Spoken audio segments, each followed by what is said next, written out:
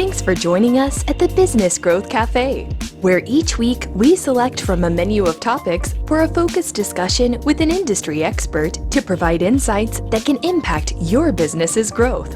With your host, Angelo Ponzi. I am Angelo Ponzi, your host here at the Business Growth Cafe, and thank you for joining me. Managing your business and personal finances is essential. Duh, come on, be serious. Of course you know that. But in today's environment with COVID-19, it is more important than ever to really be strategic with those numbers, not just talking about them, not just looking at your financial reports each month, but really digging in and understanding the story that they tell and how you can be strategic with them. Today at the cafe, I'm excited to have Marcia Riner, CEO of Bella Financial and fellow podcaster and host of Profit with a Plan, to discuss gaining clarity, control, and confidence with your money and making the right decisions to become competitive today and in the future. Marcia, welcome. Thank you. I'm excited to be here, and this is such a timely topic, so glad to put in. Yeah, thank you so much. Now, before we get started, why don't you take a few minutes to tell the audience about yourself and your business? Yes, thank you. So I am a fractional CFO for small business owners and a financial business strategist. And I've helped tons of small business owners get clarity on their game plan so they know exactly what they need to do to make the money that they're hoping to make. And it's all formulated on a business plan. And so I've got quite a few years experience in the 20-something as a business owner. Several businesses, came from a family of business owners, and I found out what not to do through experience and watching those around me, that I started to learn things that were successful. And it all formulated out of the money. And every decision you make in your business involves money. Mm-hmm. So I started to really tune that in, and that's where I became today. What's that old saying, money makes the world go round? Oh, it sure does. It makes everything going around, and your business revolves 100% on money. Yeah, it's funny. People used to say, money won't make you happy. And I used to respond, yeah, but it'll make me smile a lot. I'd rather be unhappy and rich than unhappy and poor, or happy and poor. Yeah, there you go. So, yeah, you go. So totally on the money side. all in. So I do ask a few similar questions to all my guests. Mm-hmm. And so the first one is, when you think about growing your business, right? What keeps you up at night? We just talked about it. The money. Where's the money coming from, and how am I spending it in the best way? And, the biggest challenges every business faces is, where is that money coming from, and what do I need to do to make that money come in more often and more consistently? And then when it's going out, I have a phrase I've coined, spending strategically, where every dollar that goes out has to return an ROI, or a return on your investment. So yeah, where the money is what keeps most people up at night. Do you find, when you're talking about that, and return on investment for every dollar, I love that. Mm-hmm. As a marketing guy, I'm always held accountable. Yeah, right. You're spending a lot of money in marketing, but we're not getting anything for it. So it's always coming up with a way to justify that investment. So is that and part of your strategy in working with your clients? I mean, is that part of your model, and actually showing them how they can, invest, if you will, or in their future with that return on investment? Well, yes, there's two things that make you money in your business, and everything else is a cost: innovation and marketing. Now, I'm no marketing specialist, it's not my training, but I'm always pulled towards it, because that's what makes a business work, is you've got to have the marketing, and it's constantly having to run. So with my clients, we talk about the big picture, the strategy, how you're going to, what you want to achieve, and who that ideal client is, and the message that you're talking about. But it is big picture as a financial strategist. well, then I bring in the expert to help execute it on, because marketing is one of those two things. And again, I'm saying two, that you should never do yourself. You should never do your own accounting, and damn it, you should never do your own marketing.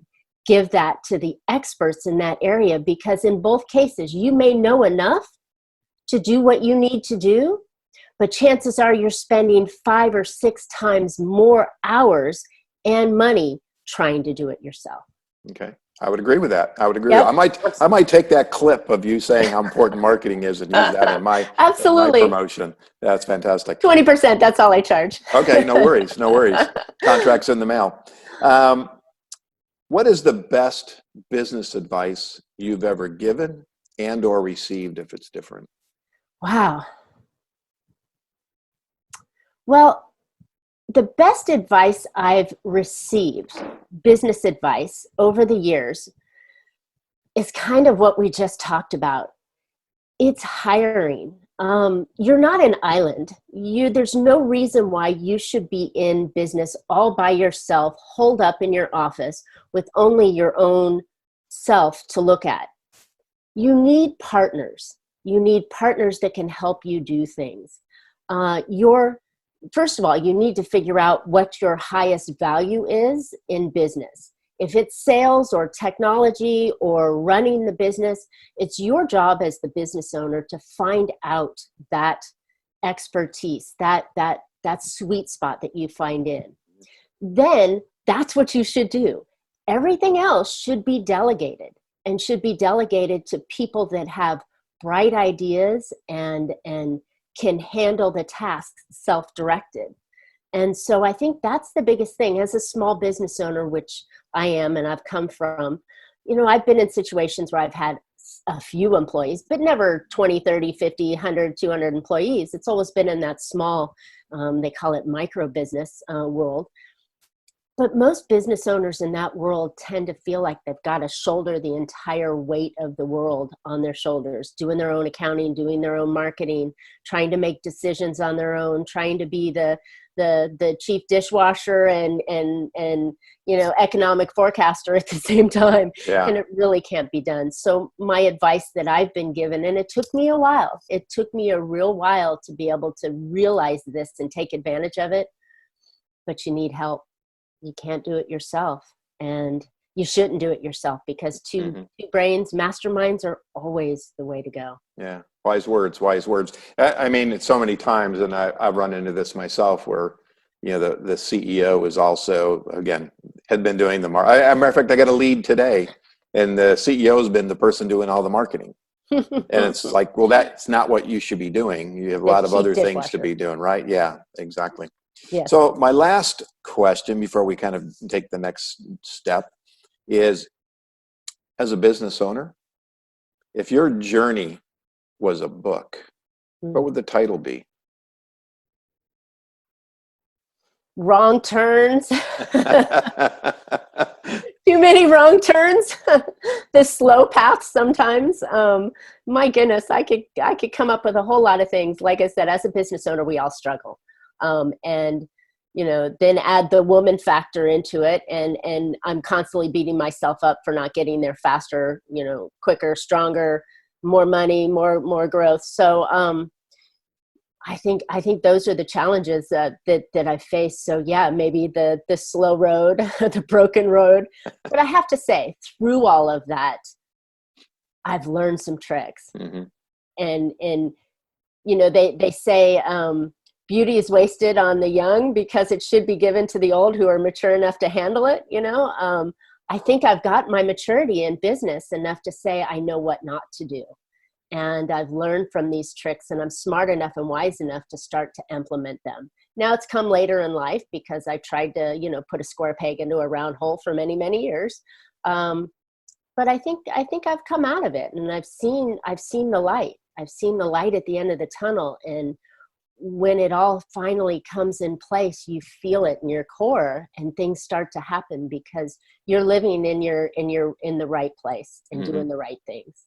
Yeah, I mean, there's no substitute for the business of hard knocks. I mean, you've been knocked around a bit. I love your analogy. And actually, I use a road analogy all the time of the road to growth. And it is twists and turns and bumps and potholes. And my very first entrepreneurial venture, I was 23. And it's a long story, but in and out in 8 months.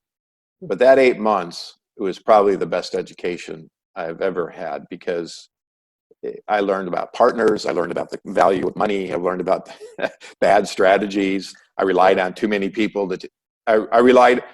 My partners were 20 years older than me. So I relied on their, expertise as senior, quote unquote, level people, that they knew what they were doing, and they didn't know what they were doing at all. And they were fronting. I was the money guy and a lot of the labor guy, but I learned, and it was a great experience. I don't wish it on anybody, but if you've been there, you know what it's like to have those ups and downs. Yeah, and I think the other thing that we all need to know in business is that there's no real shortcut. There's no super fast track. Just like you didn't gain weight overnight, you're not going to lose it overnight. There's no magic pill. What? It takes time. Yeah. It takes work, and you got to put in the time. You got to put in the work. You got to see the bring on the advisors. You got to do everything that needs to be done to make it be a success. Sure. So as an entrepreneur, and my show's about, business growth and entrepreneurship. And so before we start talking a little bit more about financial strategy, I want a few more questions on your business growth. So if I remember correctly from reading, you started this Bella Financial around 2017, right? Summer 2017. Yep. So there's an impetus, right? There's something that happened. There's a moment in time you woke up one day and said, I'm going to start a business. So what was that spark? Yeah, we've all done that. Trust me. It's like, I left that job. What? Why did I do that? Yeah. What was the factor that motivated you to kind of jump into this venture? Well, I had tried many times to become a successful business owner, and I would get to a certain point in my business where I thought I was doing well. I was comfortable. Something would happen. I chased my ex-husband all over the country.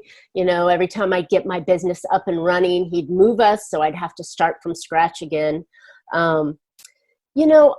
It was a time in my life where divorce set in. I had an aging mother that had an injury that I needed to care for. And then I was in a corporate position where they were cleaning house.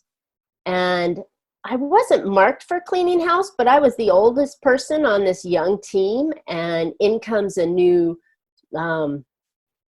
stud, who was going to lead us and clean house and get us all moving into his way. And energetically, he and I just didn't get along, and it was foreseen that there was going to be larger roadblocks in my way.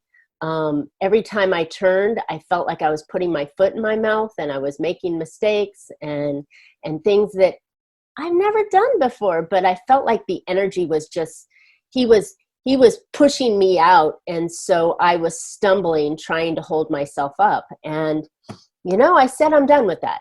Sure. And so I got recruited by a gentleman that was brilliant. He was super genius IQ, had these fabulous strategies. And I said, I want to work with you. But he was a hot mess. He couldn't, it was just, there was total chaos in the environment I wasn't comfortable in. So then I tried another small firm that promised, again, a lot of planning and a lot of strategies and business owners. And I got in there, and they wanted me to sell products first and plan later. And so as a certified financial planner, I wanted to plan. I had this experience with business owners. I understood money. And also the final piece on this puzzle that knocked it over is the investment world, which I had been working in for the last 10, 12 years. The environment was racing to zero. Mm-hmm. There was no income that you could make for your skill set. Fidelity was dropping from down to $4.95 for their charges. Now they're zero. Schwab was doing the same. Robo advisors were coming in to say the computer generated model can invest your money with more success than an individual can. And I just didn't like the marketplace for the investment advisors and the wealth advisors. And I just decided to leap. And when I did, it was cold water. It was scary, but I did it. And it was like, once you got in and you kind of got used to the water, this elephant got off of my shoulders. And it was replaced by a monkey on my back, by the way. But the elephant got off my shoulders. And I felt like this is where I belong. And this is what I was trying to bump into walls over here and over there with all the other companies trying to do what I wanted to do, but didn't fit into their alignment. Mm-hmm. So that was the short story. Oh, yeah. Sorry. Yeah, I'm sure I have some similar stories. Maybe we'll talk offline sometime. But yeah, it's that one thing that makes you want to do it. And a lot of the times for me, when I was the second time I did it, I just felt that my company I was working for wasn't going anywhere. I wanted to move into more, I work for an advertising agency. I wanted to move more into consumer products. They wanted to stay B2B. I mean, I was the number 2 guy, and I was just constantly arguing with the owner. Yeah. And I just couldn't see my, and so eventually I just said, I just got to go out on my own. And if I think I'm that good, I'm going to go try it. And so that was the second time. And that was 7 years after the first time. So I didn't wait too long, but that one worked out pretty well. So the last question on this section, then, really as a entrepreneur and someone listening that's thinking about, I think I want to start my own business tomorrow. Mm-hmm. What advice would you give them? Make sure it's something you like. You know, as I joke to my listeners all the time, you know, as an entrepreneur, you're lucky. You get to choose whatever 100 hours you want to work a week, right? Yeah. So you better like what you're doing, and it better be a passion and a skill set for you. And then from there, I think you have to figure out why you can make an impact, and what impact can you make? What transformation can you make in somebody's life that it's worth you straining your life, your financial life, straining your family life or your relationships you have on it, and then working your ass off, because those are the pieces that you're going to do. But if you have that in you, and you can be the self-employed person, and you have the determination and the desire to work and the capabilities to work on your own, and you got a little money in your pocket, hell, go for it, because that's what makes the world go around. It really does. To be a business owner, the small business world is a huge percentage of the people in the economy. Mm-hmm. Now, that doesn't mean the mega corporations aren't the money that goes in the economy, but the people, us small business owners, we're the heart and lungs of the economy. Yeah. That's another whole podcast that we can go off right? on. Yeah, really. So obviously we're not telling our listeners anything that they don't know. The world has changed right now, and there's really a lot of challenges. And when you talk to your clients, you come at it from a financial point of view and looking at their strategy work on their finances, and I do it from a marketing side. And when I think about marketing and growth strategies is kind of where I play. I look at customers and competition and market opportunities and all those different aspects, and not only the verticals that they're currently in, but where do they want to go? Where are those opportunities? So when you think about it from a financial standpoint, when you're starting to deal with those financial strategies, what are the pieces that you look at from a strategist standpoint? Good question, and good frame of reference with the marketing in mind. So I build off of 5 core pieces. First of all, everything I do is off of a business plan. I know business plan is a very, once a year or maybe a when I need some money kind of thought, but a business plan is the foundation for every single thing that you do in your business. And you should never, ever, ever be in a reactive mode and reacting to what the business is throwing at you. You should always be in a proactive mode, and that involves having a plan and a strategy. So I've got 5 pillars that belong in my strategy, and these are all part of the business plan. The financial side of it, the organizational side of it, and there's many little fingers that come off of these. There's the product side, then there's the marketing piece, and then there's the growth piece. So Angela, you focus on the last 3, but it's all part of it, and there's pieces of it. So the first level, the first part that you need to focus on is the money. And the money you have to understand in deep, deep clarity. Where are you financially today? And then where do you want to go in the future? And if you don't know where you are, you can't tell how you're going to get to the future. And so that foundation piece is really taking the tools that you have to work with today. What are my assets? What are my cash flow? What is my cash flow? What are my accounts receivable coming in? What are my accounts payable going out? What opportunities do I have? What kind of investments do I need? Whether it's from partnership or from a bank or from your own savings account. And then when you figure all that foundation out, you can turn around and start to figure out how you can utilize each of those pieces to, as I said earlier, create an ROI. So I just went through an exercise. I want to call it an exercise, but about a year or so ago with a company, and we looked at where they were and looked at their growth strategies, and they 30 years they had just kind of inched along, and kind of some new management, new blood, and we talked about how can we really take this company up 30, 40, 50% over the next 5 years. So we did a lot of historical analyzing of data. How many proposals, what's the average close rate, all those kinds of things. And then we went out into the future and said, okay, we want to be X millions in 5 years. Now, how do we get there? Let's start working backwards and start those building blocks. Reverse engineering. Reverse engineering it. And so when you look at it from that standpoint and from the financial side, because like one of the strategies was acquisition. Well, one of my conclusions was we can't acquire anybody because if we don't hit 1, 2, and 3 years, and year 3 is when we want to acquire somebody, the acquisition doesn't. Without the acquisition, we don't get to 4 and 5. Yes. So it really was laying that kind of, I don't call it a puzzle, but how are we going to get there? And so it's called a plan. Plan, yeah. I'm a big believer in plans. My favorite always was go into the client meeting, and when I was in the advertising business, we always had an annual.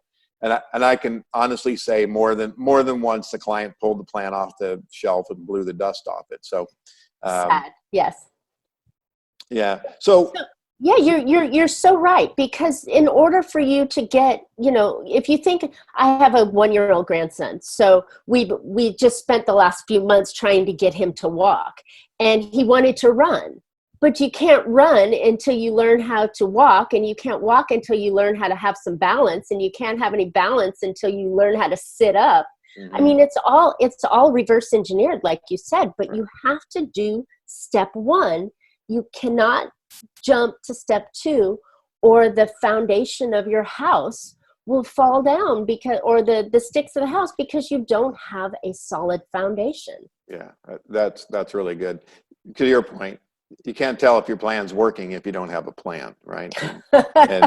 And throwing it against the wall and seeing if it sticks is not a plan. Yeah, the spaghetti plan doesn't work. Yeah, one of the things I talk a lot about is, from a branding standpoint, is about brand health. How healthy is your brand in the marketplace? And so I'm going to turn that on you then, looking at kind of the financial health of a business. I mean, how do you look at that, and how do you advise your clients that, hey, look, you've got some big issues here financially, or the health of your business is in trouble, which in turn, I like to look at things holistically. It's going to roll out to every department. So coming at it from a different standpoint than I do.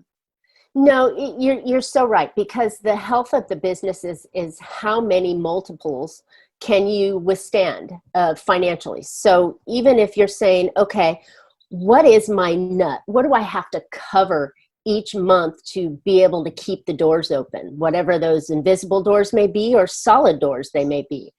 Understanding your numbers is the key to that. So when you can lay it down and say, okay, I need, let's just hypothetically, $10,000 a month to run my business. And that means risk factors, that means, lights on, to product development, to product shipment, if service development, service shipment. So if you put all of those numbers down and say, this is the bare minimum I need, and then here's the luxury items that I need. Mm-hmm. I always come in and say, just like on your personal finances, let's get the bare minimum. Let's have all the stuff that I need to run this business properly, not luxuriously, but properly.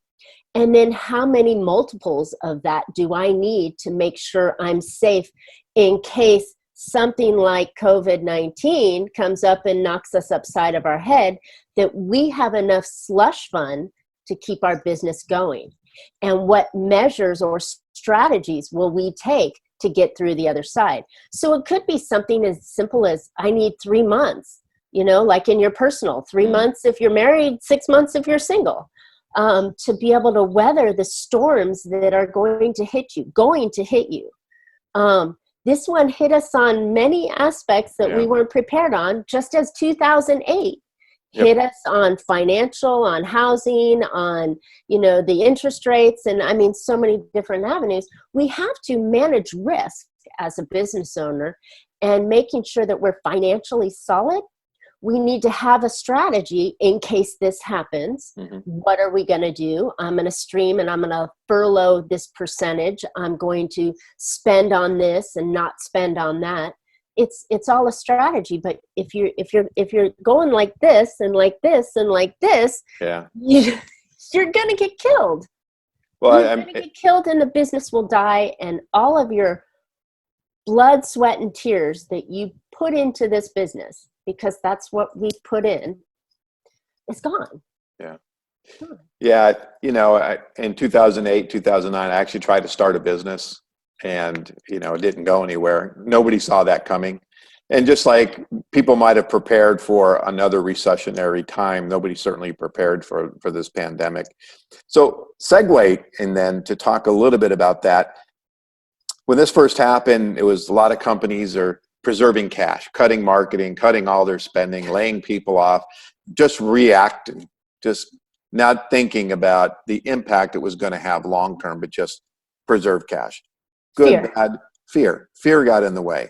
So with your clients, then how have you and how would you counsel someone today who's listening, saying, I did everything he just said, but that might have not been the best strategy. They should have sought counsel. They should have called you up. But what kind of free advice can you give today? I'm a giver, so yes, I'm always thinking of what I can do to help. And the message that I share with my clients, that I share with my friends and the people I work nearby with, is always going to be about being visible, being active. You can't stop your business and then start it up. If you think of how long it takes to get a ship moving again, or a train moving again, it takes a lot more power if you're dead stop. First of all, so don't ever stop working in your business. If you do, or whatever you've done in the past, today's a new day. Start it up again. Get moving in the right direction. But as I said earlier, there's really only 2 things in your business that generates money: marketing and innovation. So in times like this, we should be visible to our clients. We should have not cut our marketing budget. Maybe we reallocate it in a different way, but we should never cut our marketing budget. But we need to innovate and pivot and shift to what our customer is feeling and has different needs. So you may not be the same business you were 2 months ago in the beginning of March. You may come out of this a different type of business. But in order to be a business, you need to be visible and you need to be active. And the only way you can do that is by marketing. And marketing does not always mean, I'm selling you a product today. Right. My belief in marketing is that there's a cadence to it. Give, give, give, ask. Give, give, ask. Mm-hmm. And if you're giving something of value and helping someone see through, and it's your best stuff ever, when you ask, they're going to go, absolutely, you gave to me, so I'm ready to buy from you. Yeah, I love that. And oh, by the way, you listeners out there, this is a CFO telling you to invest money in marketing. I just want to make sure you understood that. I think we have time for a few more questions, and I'm probably going to go over a little bit if you're still good with that. Sure. What is the biggest mistake you've seen businesses make right now? That fear, letting that fear eat them up, and thinking that the world is going to come to an end. Not pivoting or shifting like they need to, and letting the fear just eat them alive. Okay. Any surprises you've seen from companies during the last few months? Surprisingly enough, the one that's been kind of sticking with me for the past couple of days, I got an email, Soup Plantation went under. Yeah. You know, the salad bar place, they come under a bunch of different names, but they sent out an email. I don't know how I got on their email list, but I used to get their coupons, and they sent out an email saying they're closing doors and not standing up. That was a surprise, because I think there's a lot of great businesses out there. But again, if you didn't plan and you didn't take the right steps after it happened, then it's probably just continued to suck the life out of you and close your doors. That's an interesting, actually, this off topic, but not.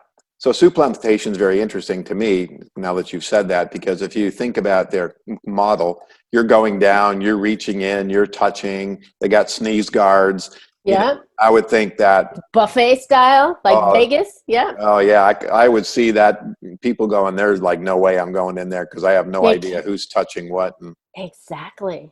And they would be one of the last types of businesses that were able to come back out, and they would have to completely change their model. So instead of going through the numbers and thinking, how can we still provide a fresh salad-based product to our clients in a way that they would enjoy it, they said, forget it, it's too much work, we're going to close up. Yeah.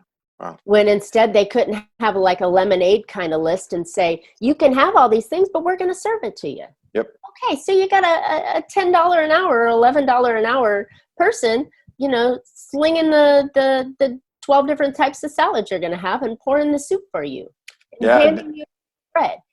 It doesn't seem like the end of the world, but they thought that was too much work for them.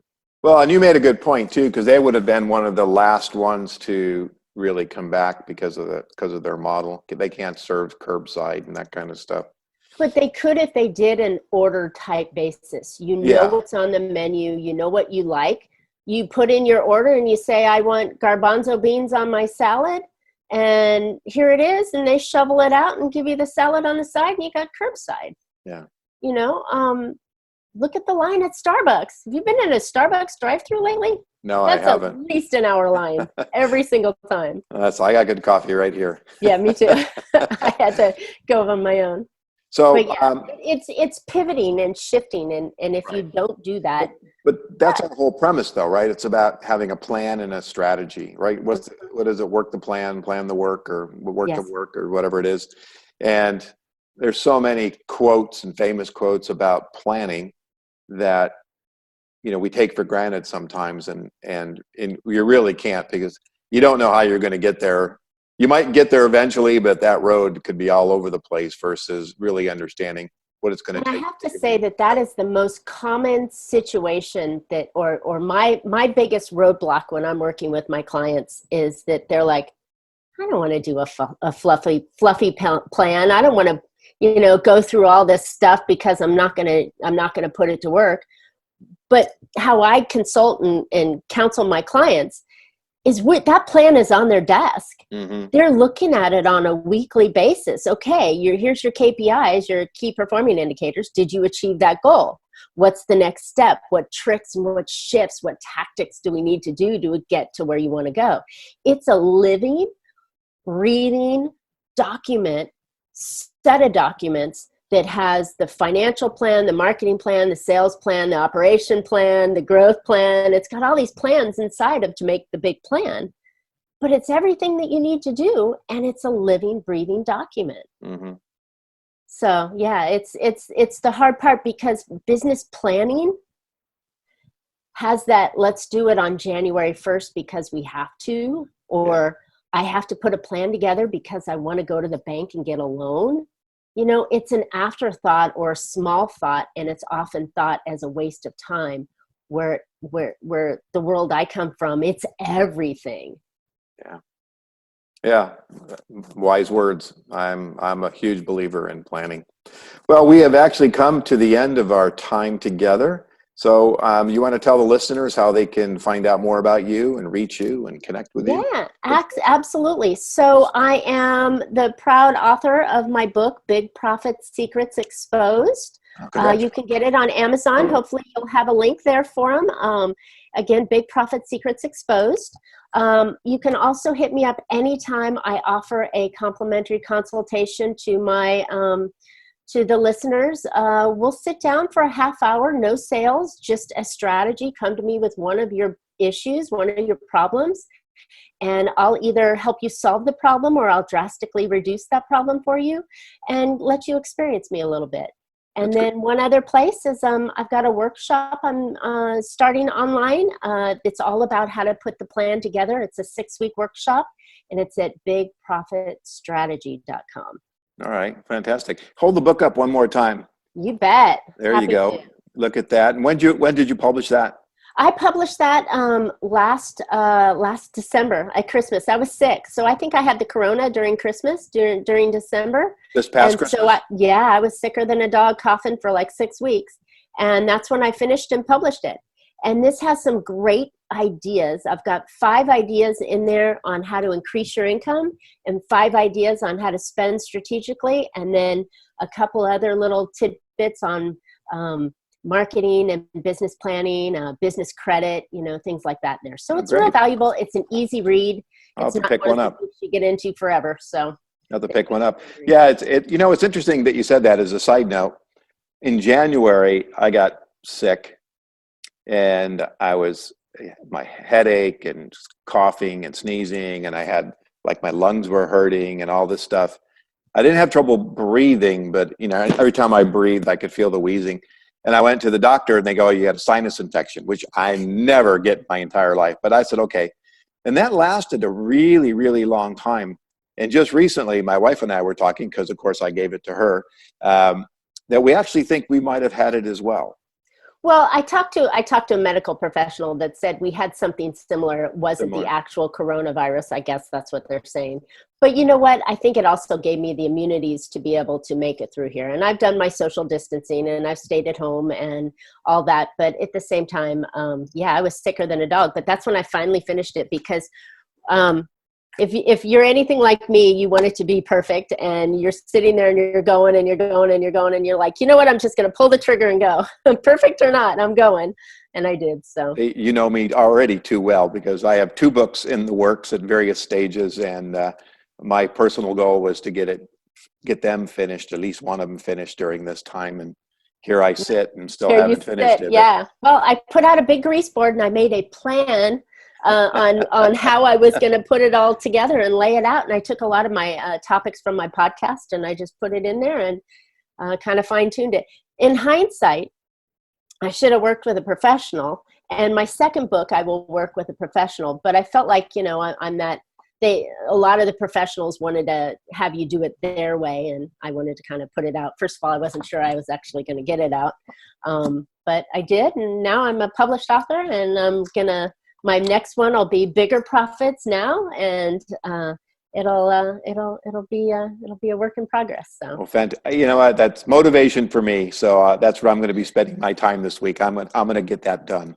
Yeah, well, thank put you. out a grease board, write down the plan, put the chapters out, and you'll just start pounding them out. All right. Well, thank you so much for joining me, and thank you so much for listening today at the Café.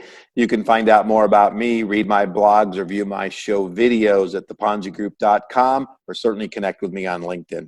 And if your business is ready for growth and you need a CMO, but you're not quite ready for a full-time person yet, connect with me. I'd welcome the opportunity to talk to you about the benefits of using a fractional CMO. And lastly, please subscribe to this show. And if you're already a subscriber, I encourage you to let others know about it so they can benefit from the great content like we had today. And you can find out more about the Business Growth Cafe at businessgrowthcafe.com or on any major podcast platform.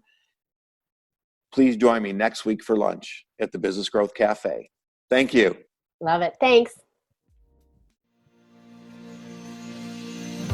Thank you for listening to today's discussion at the Business Growth Cafe with your host, Angelo Ponzi. Take a moment to subscribe to this podcast and visit our website at www.businessgrowthcafe.com. Read Angelo Ponzi's blogs at www.theponzigroup.com.